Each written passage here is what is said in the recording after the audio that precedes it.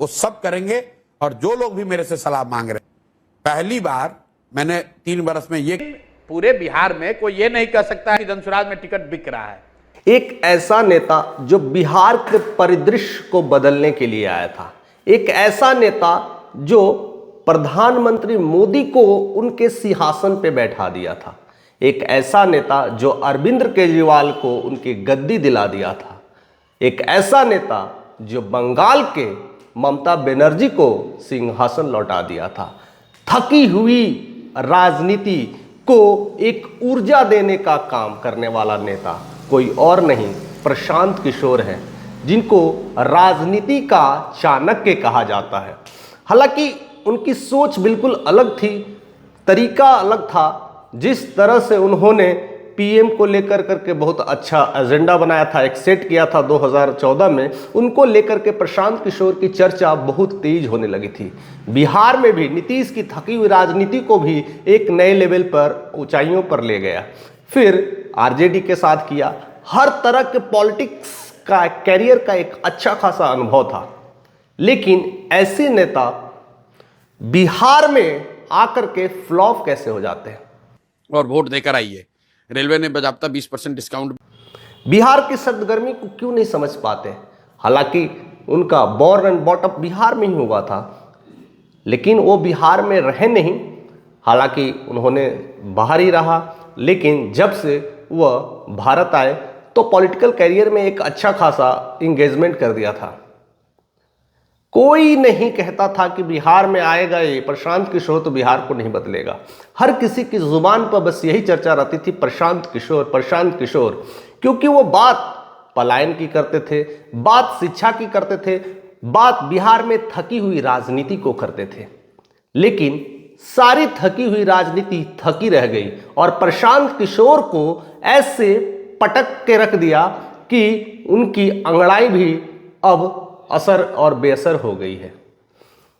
प्रशांत किशोर एक ऐसा शख्स थे जिन्हें एक नई उम्मीद और नई किरण के रूप में देखा जा रहा था। बिहार के हर तबके के लोग, खास करके जो बिहार से बाहर रहते थे, वह बस यही नारे लगाते थे, प्रशांत किशोर जैसा नेता हो।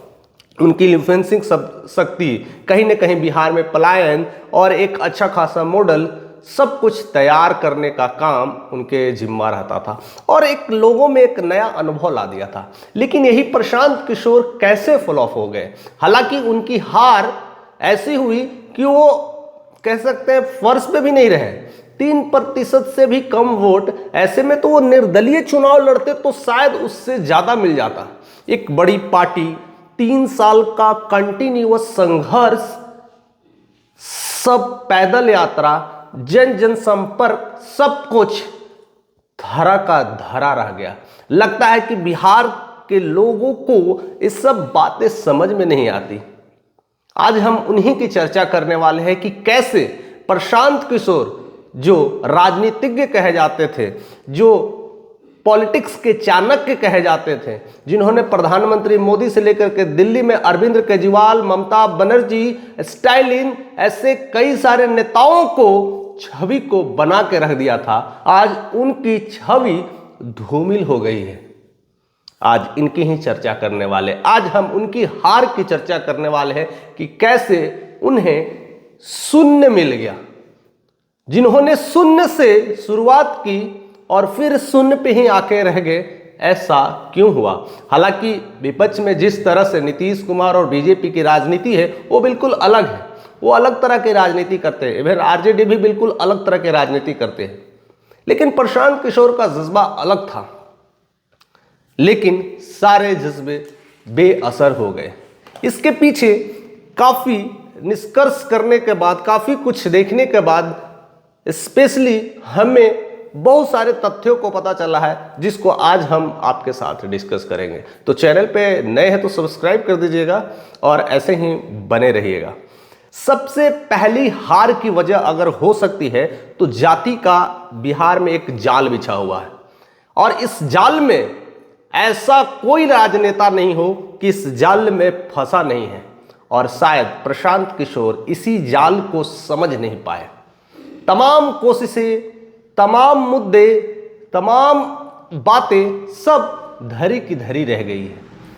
बिहार से जो बाहर थे लोगों ने सपोर्ट किया और कहा कि ऐसी राजनीति से एक अच्छा है कि बिहार में शिक्षा पलायन की बातें करे, सब कुछ सही था, फैक्ट्री की बातें करे, जो लोग यहाँ से मजदूरी करने के लिए गुजरात जाते हैं आज उन्हें यहीं रहना पड़े।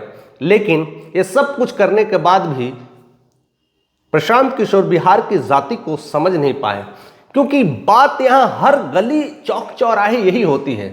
बात तो यहाँ पर बैठे बैठे हर चौक चौराहे में बैठे बैठे बिहार से अमेरिका पहुंचा देंगे, लेकिन जब वोट देने की बारी आएगी तो अपने ही जात को जाएंगे। लगता है कि उनके दिमाग में एक ऐसा डेटा फिट है, एक ऐसा चिप फिट है कि ऐन मौके पर अपनी जात पे ही आ जाते हैं। और ये अक्सर देखा गया है और शुरू से ही ये देखा गया है। यही जात की वजह से बिहार में आज ये सब सारी घटनाएं घट रही है। लोग जाति को साधने की कोशिश कर रहे हैं। वही अगर दूसरे तरफ देखें तो जो भाजपा है स्वर्णों की राजनीति करते हैं, नीतीश कुमार ओबीसी की राजनीति करते हैं, कुर्मी की राजनीति करते हैं, चिराग पासवान दुसाद और दलित की राजनीति करते हैं, मांझी भी दलित की राजनीति करते हैं, कुशवाहा भी वैसे करते हैं। लेकिन प्रशांत किशोर एक नई तरह की राजनीति करने चल गए और शायद उनका हार का सबसे बड़ा यही रहा कि वो जाति की जाल में फंस के रह गए। सबने तो बात तो सही किया, सहारा, लेकिन वोट अपनी ही जाति को देते रह गए। और ऐसे में प्रशांत किशोर का सारा संघर्ष सब कुछ फेल होता हुआ रह गया। दूसरा सबसे बड़ा जो उनके हार का कारण है वह है खुद नहीं लड़ना। हालांकि लोगों में एक उम्मीद था कि प्रशांत किशोर आएंगे तो बहुत कुछ बदलाव करेंगे, लेकिन उन्होंने अपने ही सीट लड़ने के लिए इनकार कर दिया। तो एक अच्छा खासा लोगों का भरोसा था, वो भरोसा टूट सा गया। लगा कि हमारे नेता जिनके लिए हम बातें कर रहे हैं, जिनके लिए एक विश्वास जताया जा रहा है, बिहार में शिक्षा, फैक्ट्री, रोजी रोजगार की बातें कर रहे हैं, अगर वही चुनाव नहीं लड़ेंगे तो फिर करेंगे क्या। तो ऐसे में लगा कि वो निकल भी जाएंगे, करेंगे क्या करेंगे यह बातें होने लगी। और यही दूसरा सबसे बड़ा कारण निकल के आता है कि प्रशांत किशोर कहीं एक जगह से अगर चुनाव लड़ते हैं तो लोगों का भरोसा जीत जाते हैं। और शायद यह एक भरोसे में एक बड़ा क्वेश्चन मार्क लगा कि वो चुनाव क्यों नहीं लड़ना चाहते। और विपक्ष तो बस एक एक मुद्दे को ही टटोलती है कि कहां आप गलती करते हैं, और उसी गलती पर वह हमला करते हुए नजर आते हैं कि वो बीजेपी की बी टीम है, वो आई है पैसा कमाने के लिए और पैसा कमा कर लेके चली जाएगी। एक ऐसा महफिल तैयार किया गया जिस महफिल में प्रशांत किशोर फंसते नजर आए।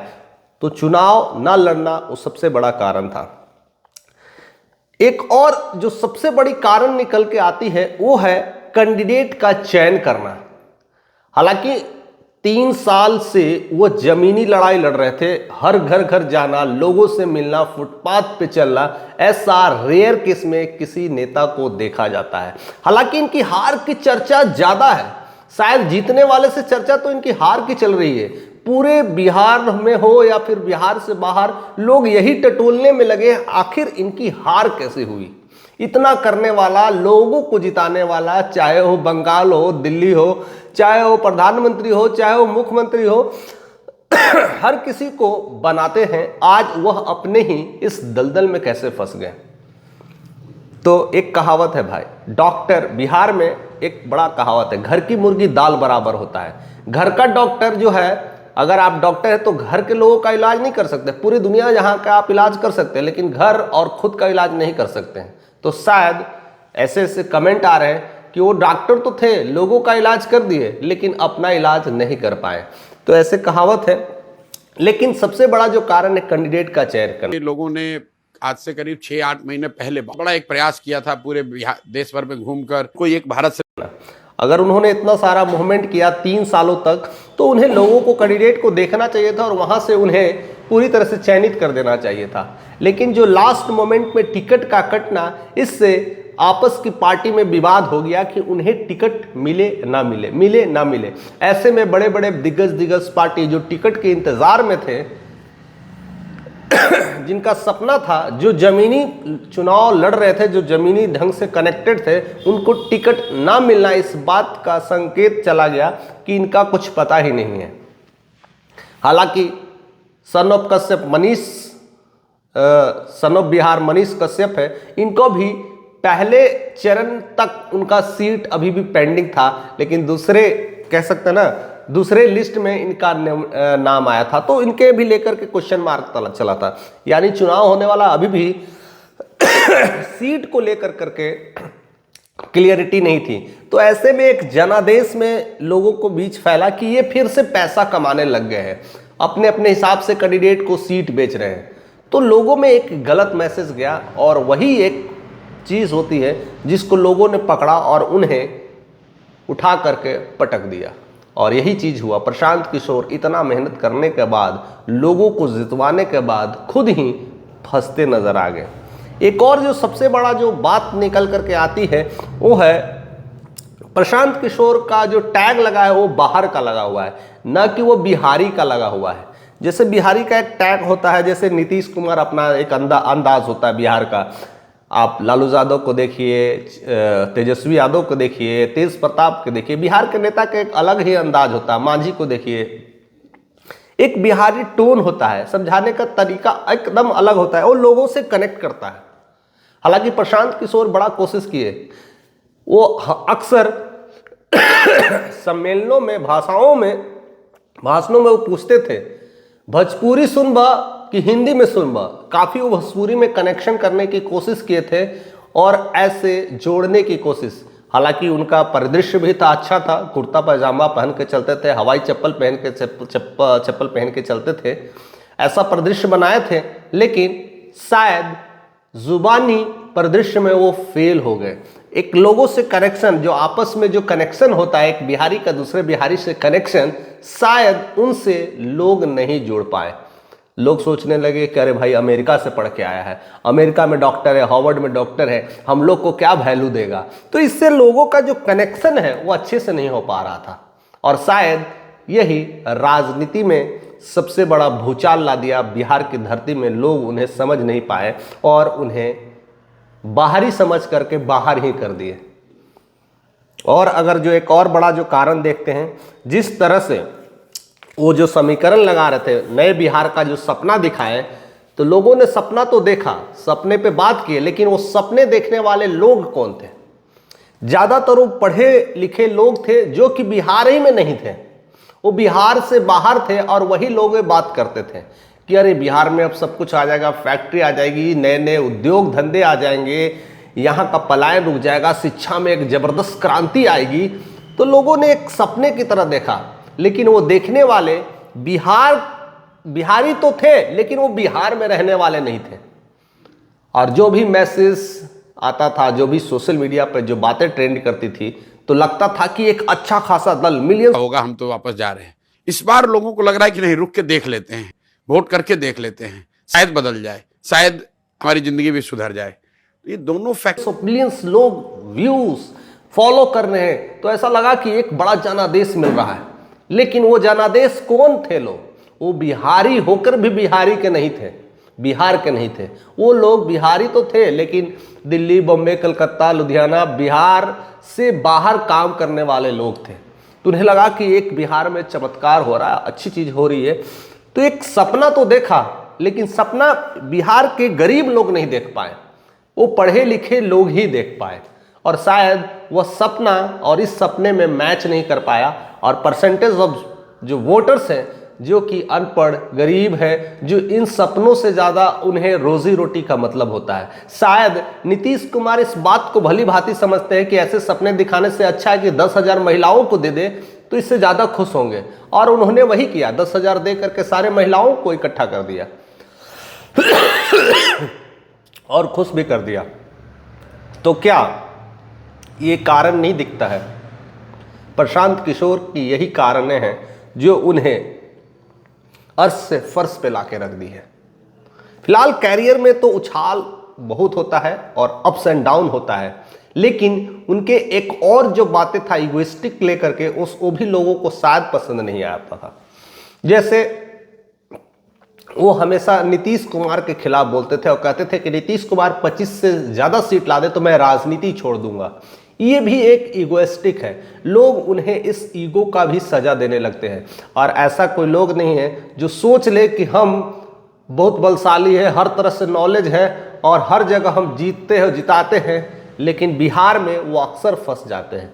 और बिहार के लोगों को समझना शायद दूसरे लोगों की बात नहीं है, जो बिहार में रहा है वो भी कंफ्यूज रहते कि हमारा क्या होगा। हालांकि बीजेपी कितनी बार कोशिश की थी कि बिहार में हमारा वर्चस्व चले, लेकिन अकेला चलो के हिसाब से कभी नहीं कर पाए। जब जब वो अकेले गए तब तक थकी हुई राजनीति की तरफ से उन्हें बिहार के लोगों ने भगा दिया। देखिए, उन्होंने नीतीश का दामन साथ थाम लिया। चिराग पासवान भी अकेले चुनाव लड़े, लेकिन क्या हुआ, महज 1 सीट ही जीत पाए। 137 सीट पे लड़े थे, उनको भी भगा दिया बिहार वासियों ने। फिर उन्होंने किसका दामन था, नीतीश का दामन थामा, बीजेपी का कोलैबोरेशन किया, मांझी कुशवाहा का कोलैबोरेशन किया, तभी वो टिक पाए। यानी बिहार में रहना है तो बिहारियों को समझना पड़ेगा, और अकेले चुनाव कभी नहीं लड़ सकते, क्योंकि अकेले आप जिस जात से हैं लोग बस उतने ही समुदाय के आपके पास आ जाएंगे। तो हर परिदृश्य को समझना पड़ेगा। और दूसरा, बिहार में एक और फैक्टर काम करता है, एक एमवाई फैक्टर, जिसमें मुस्लिम और यादव है। तो यादव का एक अलग ही आरजेडी गढ़ अपने साथ लेके चलता है, और मुस्लिम में कहीं ना कहीं एआईएम का एंट्री होना अपने आप एक बड़ी पारी थी, और ओवैसी का अलग ही खेल चल गया।